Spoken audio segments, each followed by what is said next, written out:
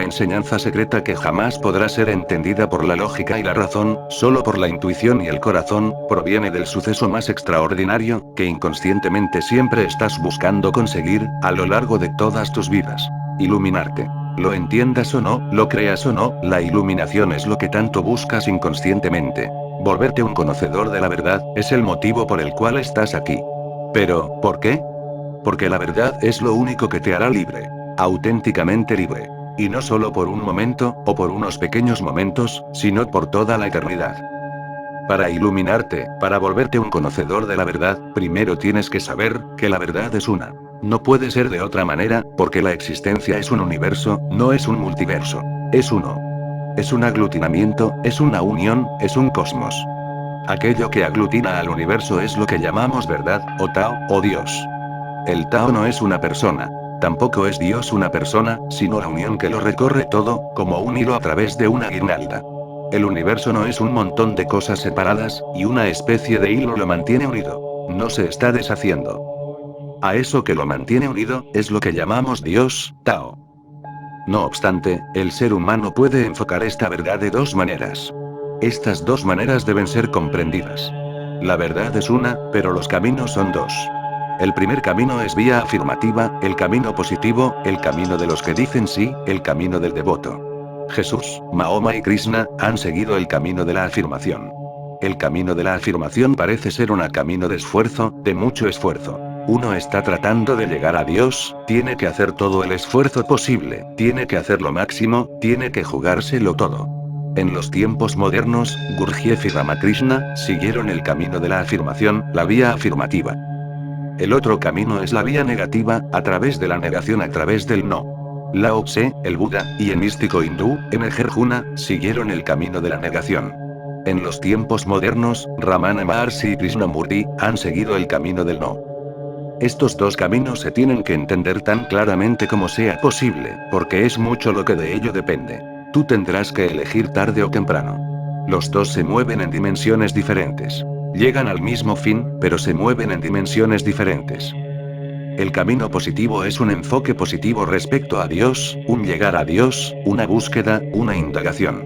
El camino negativo es un esperar a Dios, no una búsqueda. El camino negativo consiste en mantener la puerta abierta, no en ir a buscar, no en indagar, solo en ser receptivo, como un útero. El primero es Yang, el segundo es Yin. El primero es un camino de tendencia masculina. El segundo es un camino de tendencia femenina. En el segundo uno tiene que abandonarse simplemente. No hay voluntad, sino entrega. Solo se tiene que permitir que Dios sea. No llegues a Él. Deja que Él llegue a ti. Permanece simplemente en silencio, vacío. Deja un espacio, de tal forma que si viene tú estés dispuesto. Tú te mantienes dispuesto. En el camino de la voluntad tendrás mucho que hacer. En el camino de la entrega no tienes nada que hacer, exactamente nada que hacer. Estos caminos se pueden nombrar también de forma diferente. El primer camino puede decirse que es el camino del asceta. La palabra asceta viene de la raíz griega ascesis, que quiere decir ejercicio. Muchos métodos, muchos ejercicios, metodologías, yoga, técnicas, son factibles. El segundo camino puede llamarse el camino del místico. No hay ejercicios, no hay métodos, no hay tecnología. En el primer camino, el tiempo es una necesidad. Tú no te puedes iluminar inmediatamente. Los métodos requieren tiempo, los ejercicios requieren tiempo, la preparación requiere tiempo, y tú tendrás que esperar por muchas vidas. La iluminación será gradual, no puede ser súbita. En el camino negativo, la iluminación puede ser completamente súbita, puede suceder en este mismo momento. El tiempo no es necesario, porque el ejercicio no es necesario. Tú no tienes que ir a sitio alguno. Simplemente tienes que sentarte en silencio, simplemente tienes que abandonarte. No necesitas esperar. El camino del místico es misterioso, no se puede explicar. El camino de las asceta se puede explicar. Es muy científico, muy lógico. Se puede explicar paso a paso. Se puede analizar, dividir en pasos sencillos. Los pasos se pueden hacer tan pequeños, que todo el mundo puede darlos, incluso un niño. Pero el camino del místico es muy misterioso, de ahí que se le llame el camino místico. No existe la posibilidad de grados, de pequeños pasos, sino de un salto cuántico, de un salto a lo desconocido, súbito, como un alumbramiento. Naturalmente, no puede ser explicado de forma lógica. La mente lógica se encontrará perdida. Es necesaria una gran comprensión, no basada en la lógica, sino en la intuición. Se necesita una mente ilógica, aventurera, que pueda sobrepasar todos los pasos, que esté dispuesta a ir hacia lo desconocido, que tenga el valor suficiente para dar el salto. En el primer camino vas paso a paso, moviéndote hacia arriba. En el segundo camino, tú simplemente das un salto al abismo. El abismo no tiene fondo, está vacío, es la nada absoluta. Tú desapareces. Estos dos son los caminos, y cada persona tiene que decidir en lo más profundo de su ser, cuál le atrae más. Es difícil decidir, pero hay que decidirse, de otra forma tú puedes seguir haciendo cosas que no van a tener significado alguno. Si puedes dar el salto, entonces no hay necesidad de que practiques el yoga. Si no puedes dar el salto, entonces no tiene sentido que solamente te quedes a la espera. En el primer camino, el mayor peligro viene del ego, porque tienes que hacer mucho, y si eres muy egoísta, te volverás un hacedor, y el ego se convertirá en tu barrera. Uno tiene que hacer, pero sin fortalecer el ego. En el segundo camino, el aletargamiento es el problema. No tienes que hacer nada. Uno se puede aletargar, uno se puede volver apagado, o muerto. Ese es el peligro, muy natural. Te sientas en silencio, no haces nada, poco a poco caes en una pesadez, en una especie de falta de inteligencia. Pierdes agudeza, pierdes vitalidad, te vuelves idiota. Esto es posible. Uno tiene que estar muy consciente de ello. En el primer camino uno tiene que observar, para que el ego no surja. En el segundo camino uno tiene que observar, para no acostumbrarse al aletargamiento. Si se evitan estas dos trampas, entonces tú puedes llegar por ambos caminos, el afirmativo, y el negativo. Hay gente que ha llegado a través de los dos, así que no es un asunto de llegar, sino de cuál va a ser más fácil, más adecuado a tu naturaleza interior. Elige ese. Hay que entender algunas cosas sobre el camino de la nada, porque Lao Tse sigue ese camino, el camino de la vía negativa, el camino del místico. En el camino místico tienes que estar solo.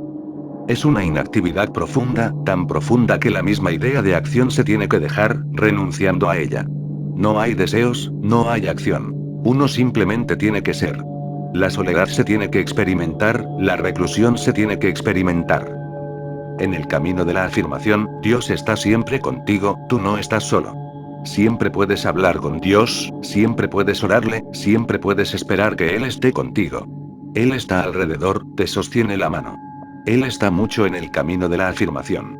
Su mano está casi en tus manos. No es solo imaginación, recuérdalo, no es una alucinación. Es así. Cuando has hecho todo lo que puedes hacer, súbitamente Él se vuelve accesible. Tú no puedes hacer más, no te has contenido, has hecho todo lo que puedes hacer, te has dado completamente al trabajo, has llegado a lo óptimo. A partir de ahí, Dios se hace cargo, pero tienes que hacer lo óptimo. Menos que eso no ayuda. Tienes que hervir a 100 grados. Entonces, súbitamente, hay evaporación. En el camino de la asceta, Dios está siempre contigo. Nunca estás solo, siempre puedes rezar. Pero en el camino negativo rezar no es posible, no está permitido rezar. La oración es un obstáculo. Recuerda esto también. Una cosa puede servir de ayuda en un camino, y convertirse en un obstáculo en el otro camino. Rezar es un obstáculo. Si le preguntas al seguidor del camino negativo, él te dirá, orar implica que aún no eres capaz de estar solo. Aún estás dependiendo del otro. Tú puedes haber dejado tu dependencia de la esposa, del marido, de los hijos, de los amigos, de la sociedad, pero ahora has proyectado un Dios, y necesitas su compañía. No puedes estar solo. Orar implica que tú todavía tienes miedo de estar solo, así que creas un puente con el otro. Buscas al otro. Orar implica simplemente que si estás solo, no estás solitario, sino aislado. Extrañas al otro. En el camino de lo negativo, la soledad es simplemente el mayor esplendor que existe. Si le preguntas al místico, él dirá que estar aislado es solo una fase. Estar en soledad es una condición fundamental. Estar aislado, o acompañado, es accidental. Estar solo es esencial. Estar aislado implica una evolución, o continuidad de la experiencia, mientras que estar en soledad implica un cambio radical, total, de 180 grados, una mutación, una metanoia. Estar aislado es una forma de retornar a los otros. Siempre que te sientes aislado, estás buscando al otro de una u otra manera. Estar aislado es una forma de retornar a los otros. Estar solo es un camino de retorno a uno mismo. Esto se tiene que recordar. Por eso, en el camino negativo, la meditación tiene más importancia que la oración. La meditación es una ayuda. La oración es un obstáculo. En el camino de la afirmación, la oración es una ayuda, no se habla en absoluto de la meditación. Por eso, en el cristianismo, en el islamismo, en el judaísmo, en el hinduismo, la meditación no se ha desarrollado. La meditación ha sido profundamente desarrollada por los budistas y los taoístas. Es una clave secreta. Tú puedes dividir todas las religiones en dos: hinduismo, islamismo, judaísmo, cristianismo. Todas ellas están en la vía afirmativa. El budismo y el taoísmo son básicamente negativos, están en la vía negativa. El hinduismo y el islamismo han florecido al máximo en el sufismo. Los hindúes y los musulmanes se han encontrado, y ha surgido una hermosa flor del encuentro, un injerto: el sufismo. Es superior a cualquier expresión del hinduismo, y es superior a cualquier expresión del islamismo. Es superior a ambos, ha trascendido a los dos padres. El hijo es más hermoso que el padre y la madre. Tiene que serlo, porque tanto el padre como la madre se han disuelto en él. Por tanto, el sufismo es la cumbre de lo afirmativo. También el budismo y el taoísmo se han encontrado, y dado nacimiento al zen, lo óptimo en el camino de la meditación. De nuevo, más hermoso que el budismo y el taoísmo, mejor que sus dos padres, de nuevo un injerto. En el encuentro del islamismo y el hinduismo, se produjo en India.